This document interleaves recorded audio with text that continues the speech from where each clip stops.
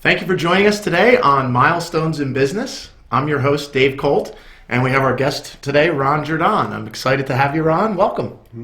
Good to be here. So, Ron and his wife, Lorraine, own Jerdon Construction Services, a general contracting company and construction management firm located here in the Lehigh Valley. And we just wanted to chat with you and learn a little bit about your business and some of your background. Sounds good. So, I know that you have 42 employees now. You've really grown. I know you were awarded the Lehigh Valley Businesses Award for the fastest growing company several years here recently. And you were also named by the Morning Call as the #1 small business to work, right? So the thing that always strikes me when I meet your employees is how upbeat and positive and really engaged they are. So I'm dying to know, how have you created that culture within the company? Well, it's a secret, but at the same time, it's something that's pretty much common sense. The way I've always approached business and life is you only live once, so you might as well do it right the first time. So the old golden rule where you do unto others as you would have them do unto you.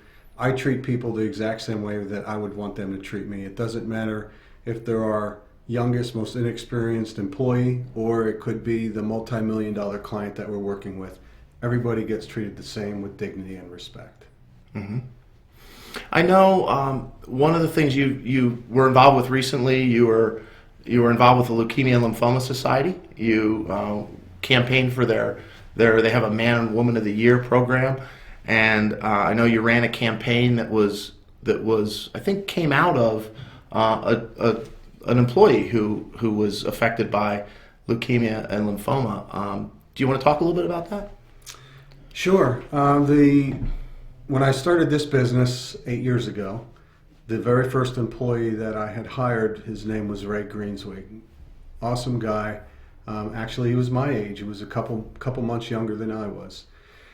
And a few years later, he was diagnosed with leukemia. He wasn't feeling well on a job site and went to get checked, and the doctors ran some tests and determined he has leukemia. So his life kind of went into a tailspin. It's one of those situations where you never know what's going to happen in life. So just treat every day as if it's going to be your last. So he underwent chemo treatments, and he and his wife and his son were pretty rocked. He wasn't working for a while. He was on short-term disability. Benefits were running out. He was about to lose his home. So our staff, we all pulled together. We had some fundraisers for him, and were able to raise a pretty significant amount of money for him, and it saved his house. So that was just one of the things that we've done for Ray in particular. And then as a result of that, a great friend of mine, Tony Chaffee from Adams Outdoor, connected me with the executive director of the local Leukemia Lymphoma Society, Pam Formica, who is an incredible woman. And she was able to help Ray find some programs that were available to help him get some support while he was undergoing that life experience. And through that, Pam Formica had introduced me to an annual fundraiser event that they have called the Man and Woman of the Year competition, where individuals raise funds and awareness for the battle against blood cancers. And I just approached it where I dedicated my campaign to Ray, and also to my father-in-law, who lost his battle to multiple myeloma, and to my mom, who also lost her battle to cancer. And I kind of developed my own personal slogan where every time I felt I didn't have time for the campaign, people don't have time for cancer either. So I just gave 110%.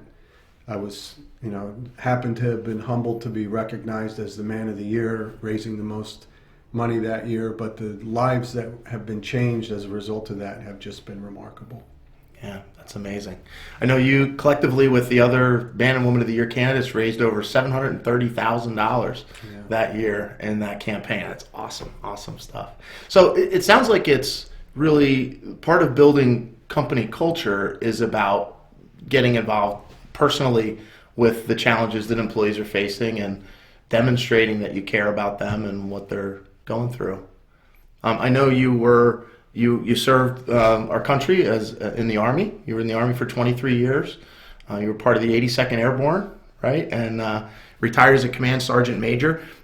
Tell us a little bit about that and how your military experience helped you learn how to build high performance teams and how that impacted the development of the culture within your company. Be glad to. So when I graduated high school from Northampton High School, concrete kid, 2 months later I shipped out to basic training at Fort Jackson, South Carolina. And it was the beginning of a very rewarding military career. It took a lot of sacrifice on a number of fronts, but it was very rewarding. And through that experience, I had some phenomenal experience and opportunities to grow myself personally. I was a very timid teenager in high school, and it kind of brought me out to be a lot more self-confident. You know, all the characteristic traits that military service brings out of an individual, it just changed me into a new person. It helped me to grow in my ability to manage people. It instilled in me the need to always take care of, put your soldiers first, and the flip side of that in civilian life is you put everybody first, not just your soldiers. So I always make sure that I take care of the people that work for me. I consider my business is not just a business, it's a ministry where I focus on trying to serve others no matter how I can. And it always turns around, you know, in a circle where, you know, you do for other people and ultimately in time they're going to do for you. Although everything is without anything expected in return. It's unconditional. Mm-hmm. Another thing that you've given back to in a major way is the industry. I know you've made the decision to serve as the chair of the board of the Commercial Construction Trade Association called the Associated Builders and Contractors, Eastern Pennsylvania chapter. Tell me a little bit about that and how you came to that decision and how being involved with ABC has affected your business. I'm glad you brought that up. I'm involved in several different nonprofit organizations. ABC, Associated Builders and Contractors, it's an organization that focuses on the merit shop philosophy, and what that is it gives everybody a fair playing field as it relates to construction projects. So contractors are selected for work based on their qualifications for a specific project rather than other types of affiliations. And ABC is an organization I've been involved with for over 20 years. It's a group of phenomenal individuals. There's different types of associate members who provide member services, and then there's a lot of contractors. So it's helped to build relationships across the board in the construction industry, and every member of the organization are members that I like to do business with, because you know you're going to get a firm that is quality, it's reputable, it's experienced, and it's a type of companies that you want to do business with. Mm-hmm. Mm-hmm. That's great. One of the other things that I know we've talked about is your involvement with your church and with some of the other nonprofits we mentioned, Habitat for Humanity, and you've done a number of short-term mission trips to Ecuador and a variety of other places, from local work to where was the farthest trip you've traveled? I know Dominican Republic and Could have been Ecuador. Okay, I believe. Okay, so tell me a little bit about your decision to do that. I believe you've had some employees join you on some of those trips. So tell us a little bit about that. Well, I've always had a passion to help other people out, and you have to keep it in check. But I find helping others extremely fulfilling personally. I don't do it for recognition. I just do it because I think that people need to do things for other people. That's what makes the world more livable, per se. And there's a lot of people that are struggling out there in life, and sometimes they don't necessarily need a handout, they just need a hand up. I'm involved with Habitat for Humanity. I serve on the board. The executive director is Jessica Elliott. She's an absolutely phenomenal leader. The organization, it does so many things for people that live in the Lehigh Valley that are in dire need of affordable housing, and Habitat for Humanity is that resource that is able to provide that for them. As far as short-term mission trips go, The first trip that I went on was probably 15 years ago, and I thought to myself, my gosh, why did I wait so long to do this? Huh. I've gone to Haiti, I think 3 times. I've been to South Dakota, to the Native American reservations, supporting them. Coney Island, when they were hit with the hurricane, people were devastated just before the Christmas holiday season. Yeah. I've been to the Dominican Republic, Ecuador most recently. Just been to a number of places. And another thing that I've done as an employer, and I would encourage other employers to do this, is it's an experience that many people think, why would anybody want to travel to a third world country to do something like that? If we're going to go to a third world country, we want to go and drink beer or have cocktails and have a good time and go snowboarding or whatever that is. But if you take it, put a different twist to it, and you do it to help other people out, it just gives it a whole different meaning. It's life-changing. Mm-hmm. So one thing that I've done is I took one of my employees to Haiti.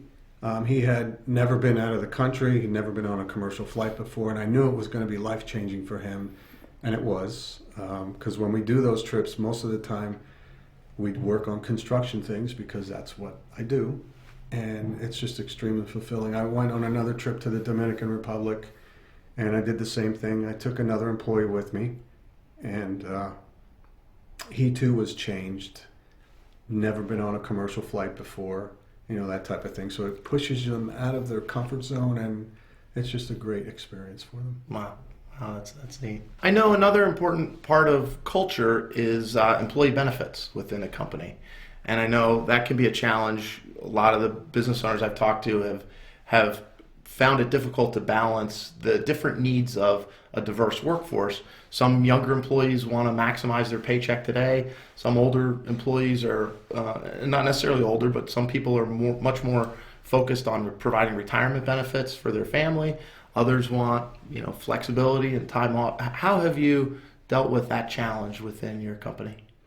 Well, I can say that in business, it is drastically different than it was 20 years ago. 20 years ago, you could be a toxic leader where you're just very demanding and dictating to the employees that work for you, and people would just deal with it because that's the way it was. But now, in the current times, that's not the case. You have to treat people with humility and with respect, and you need to take care of your employees all the time. And for me, I view every employee that works for my company, many of them are married, and so I treat the family unit as somebody that's really valued. Whenever we have company events where the families are involved, we make sure that we show appreciation to the children. We make sure that the spouses, whether it's a husband or a wife, that they always know that we really appreciate everything that they do. When we have Christmas, our company Christmas party, when I walk around and I personally greet every employee that's there, I make it a point that my wife is right there by my side, because just like the employees, we're a team, my wife and I. And so behind every good man or good woman is a spouse, and we make sure that they're appreciated. Mm-hmm. Mm-hmm. I know that you have other family members involved in the business, and I know a lot of businesses that are family oriented, have family involved. That creates interesting challenges. How have you found that to be? How have you dealt with those? It can cause a lot of challenges, and I have to think about how I say this, otherwise you're going to have to censor this. No. First of all, with family members in the business, I'm a firm believer that a business should not get passed on to the next generation if that generation isn't truly suitable to take the reins and move it forward. I've seen a number of businesses over the years that have done just that, where their owners pass it on to one of their employees or one of their family members, and they really weren't suitable, and the company just goes into a downward spiral and in many cases goes out of business. For me, my wife is in the business. She's my business partner. She's got incredible business sense. She's she truly is my better half, because she's my confidant. If I need something, if I want to talk about a confidential business matter, I know I can go to her and she'll speak very candidly. She's not worried about it. Sometimes very candidly, but it's a good thing. She keeps me in check when sometimes my generous nature, I want to be a little bit giving, for nonprofits and things like that, and she'll tell me, you know what, we need to watch how much we're spending, that type of thing. My daughter, one of my daughters, we have 4 children. One of my daughters is also in the business. She's our HR manager.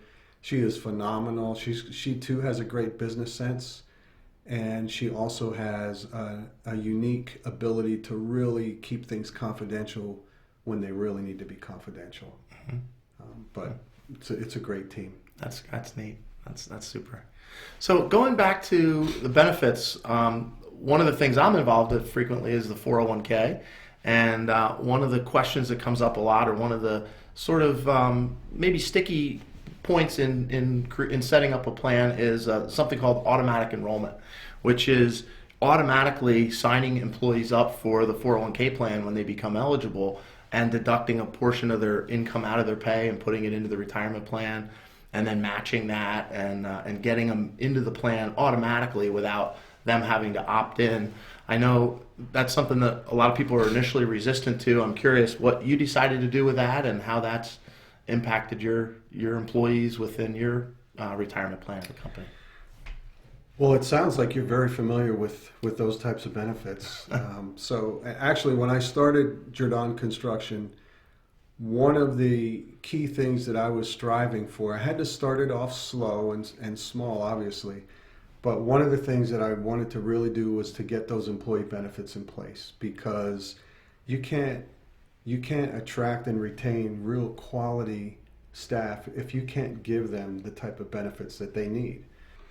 So we instituted a 401k plan, and quite frankly, it's still surprising to me how many individuals come to us for a job, and one of the things that they really value is having a 401k, and in many cases, they work for employers that still don't offer that type of benefit. But to me, it's just absolutely essential. With rising healthcare costs, it's getting more and more challenging for businesses to be able to really provide quality benefits for their employees. But at the same time, I view it as it's not an expense, it's an investment, because you have to invest in your employees in order for them to really give back to the company. And as a whole, either we all succeed together or we're going to fail. So I know we're seeing your signs all across the greater Lehigh Valley. You want to tell us about some of the projects that you've been working on? I'd be happy to. It's very pleasing when I hear people say, boy, we're seeing your signs all over the place, because that's what we want. We don't want them just leaning up in the warehouse. So one of the projects that comes to mind is Northampton Country Club. It was a project that was competitively bid. We were able to complete the project. It looks absolutely stunning. It's amazing how many people utilize Northampton Country Club's facilities, because I'm getting emails and phone calls fairly regularly about people that are just complimenting how it's turned out. It was a project that was somewhat challenging because it's located over a half mile off of the main road, William Penn Highway. And but there was still some land development and site issues that had to get worked through, and so while that was taking place, we were doing some of the backdoor preparations, and then when we started, we had to make sure that the site was presentable when there was weddings that were taking place, because of course you have a young couple that's getting married, that's their big day, and you want to make sure that everything is right. So it added some challenges to it. It was a phased project. But we're very good at doing phase projects, because our superintendents and project managers are really keyed in on different aspects and precautions that need to be taken to accommodate ongoing operations. But the Country Club project really turned out beautiful. Another one that comes to mind is Durham Springs and Cascade Lodge. It's another phenomenal building. It's located in Kintnersville, which is not far off of Route 611 in Bucks County. That project was an old restaurant from the 1800s, an old farmhouse. It's called Cascade Lodge because there's a stream that actually runs through the building. And at one point in the 1950s, people could come to the restaurant to eat, and they could pick the trout out of the stream that ran through the building, and then they would cook it up for them. So we finished that project.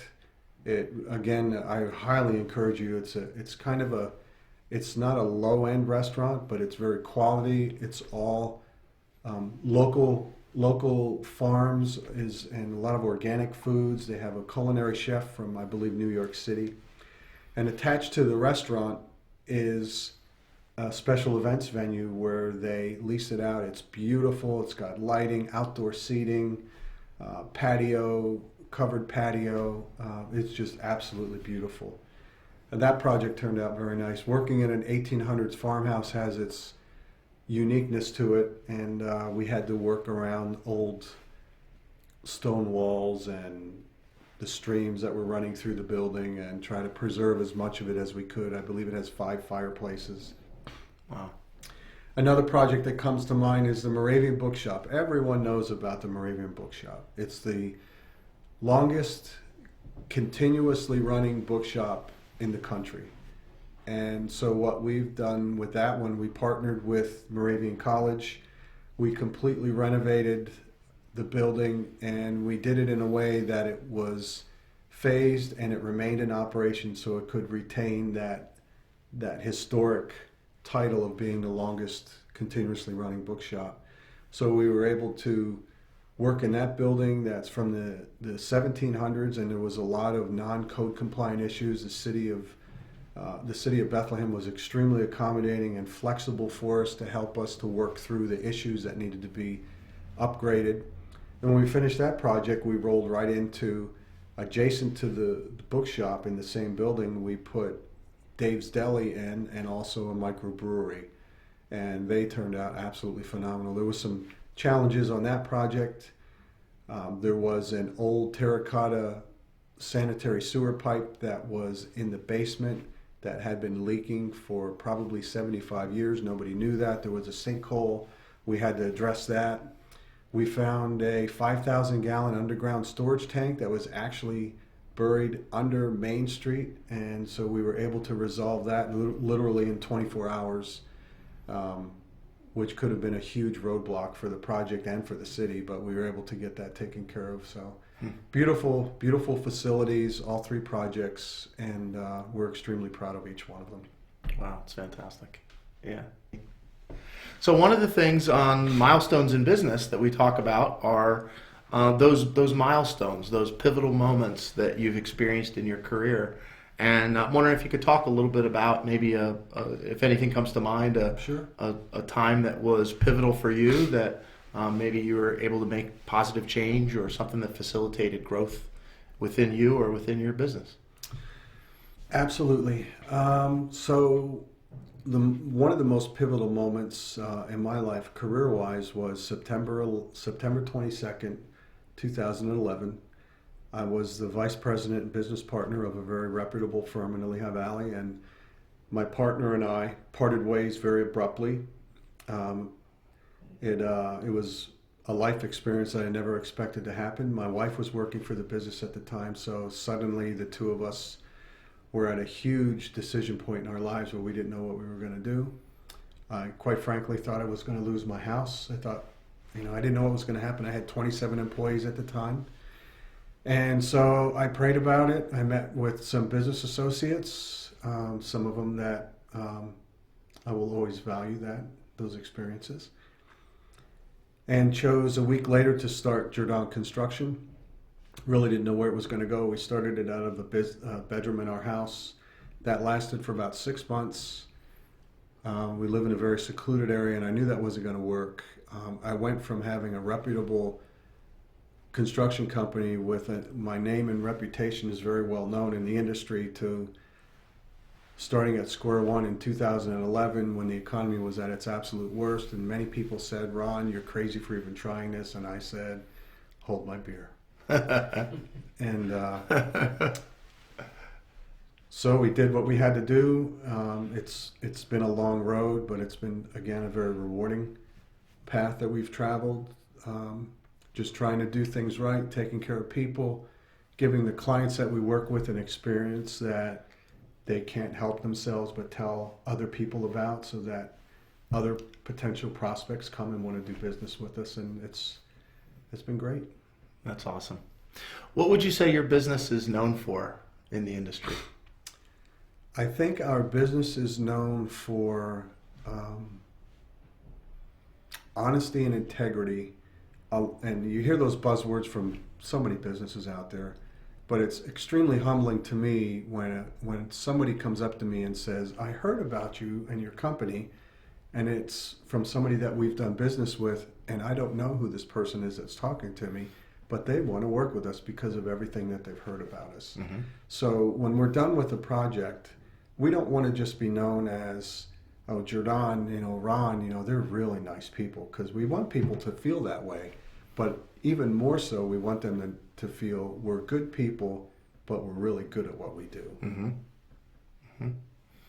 I know faith, and you've touched on this a couple times as we've been talking, but I know faith is an important aspect of your life. Tell us a little bit about how that's impacted your business and some of the decisions that you've made. Sure. Faith is actually more than just an important aspect of my life. It's the foundation of it. Everything I do personally and professionally is grounded on my faith and my Christian principles. I don't ram my faith down people's throat.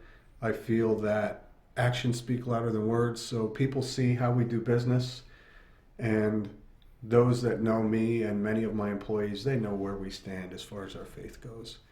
And it is,